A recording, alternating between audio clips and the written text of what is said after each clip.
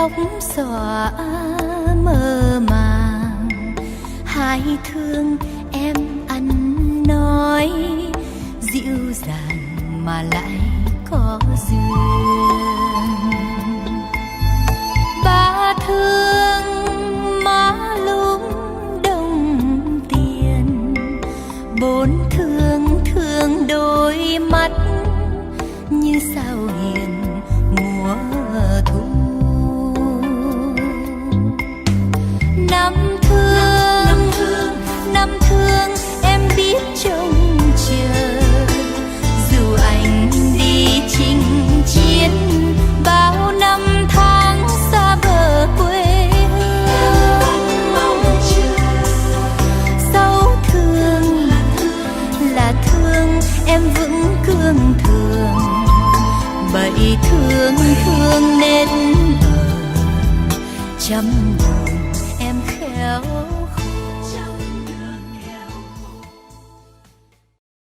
Some of Britain's fruit growers are reducing their production because it is too costly to grow their crops. James Smith's family has grown apples on a farm in southeastern England since 1882.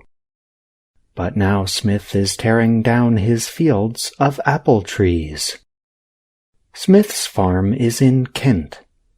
The area became known as the Garden of England hundreds of years ago, partly because of its apples. But the crop is no longer profitable for Smith. I don't really want to get rid of all of my fruit, but I simply cannot see a way of overcoming all of the challenges, Smith said. Red apple sales to large food stores, or supermarkets, have not been profitable for years, he said. Weather and worker shortages are all problems. Inflation over the last year brought the situation to a crisis. For 2022's crop to break even, Smith said, he needed supermarkets to pay him 20% more than a year earlier for each wooden crate of apples. But supermarkets offered 0.8% more. The offer was the last in a series of unpleasant events for Smith. If I stop growing fruit, I can make money, he said, explaining his plans to diversify away from apples by turning to livestock, a vineyard, and a farm shop. The government says Britain's fruit production has been decreasing since 2015. It was down 12% in 2021 from the year earlier. Britain imports about 85% of its fruit. Supermarkets say they need to hold prices down because of the increase in the general cost of living. Food price inflation stood at a record level of 17.5%, the most recent industry data for March suggests. The British Retail Consortium, BRC, is an industry group that represents supermarkets. The BRC said its members get the majority of their food from Britain. The BRC added that supermarkets know they need to pay farmers a price that will permit continued food production. BRC's Director of Food and Sustainability, Andrew Opie, said, given the pressure on British farmers at the moment, retailers are paying more for their produce. Smith said he has supplied all the big supermarkets over the last 10 years. But supermarkets do not pay enough, he noted.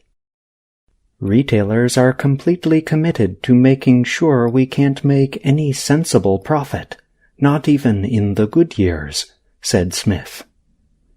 By paying producers in the country so little, he believes retailers are setting up problems for the future. If other farmers like him stop producing, Britain will depend more on imports and possibly be hurt by supply shocks.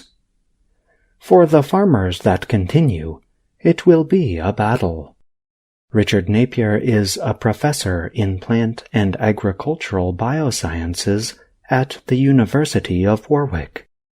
Napier said, "Clearly a grower with no margins hasn't got the profits to invest back in the business." In Kent, Smith is removing 80% of his orchards. Last year, growing apples lost him $186,000. His loss would have been higher had it not been for other money he made from his land. Last harvest's Braeburn apples have not been sold yet. Apples sit in a warehouse where they are kept at between 0.5 and 1 degree Celsius. That results in big energy costs. Last October, Smith's monthly energy cost per kilowatt hour was 450% higher than in 2021. Labor costs increased 15%, and other materials used for apple farming increased in price as well. Smith said turning away from apple production was the best way to make sure his family's farm survives. He bought a juicing business for which he will continue to grow some apples. Pigs and chickens will be brought in. He also has a farm shop selling juice and other produce. In addition to these changes, Smith is planting a vineyard and is growing small amounts of cherries. Under Smith's plan, the garden lives on, but it is producing less food than it once did. I'm John Russell.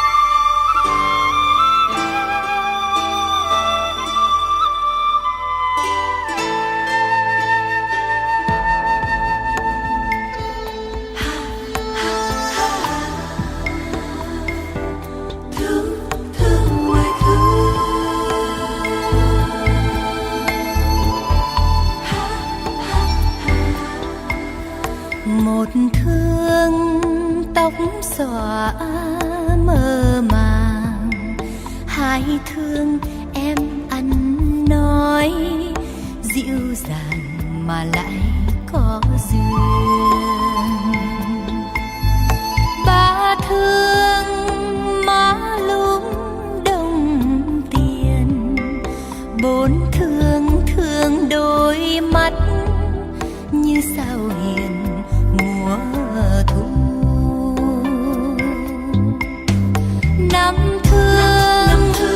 Năm thương em biết trông chờ, dù anh đi chinh chiến bao năm tháng xa bờ quê hương.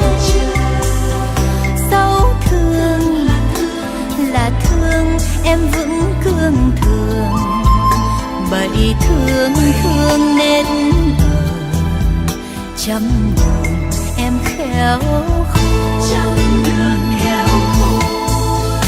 Tám thương trong trắng tâm hồn, đẹp tươi như ánh trăng tròn đầu thôn. Chín thương là thương tiếng cười giòn, ngàn năm gỗ đá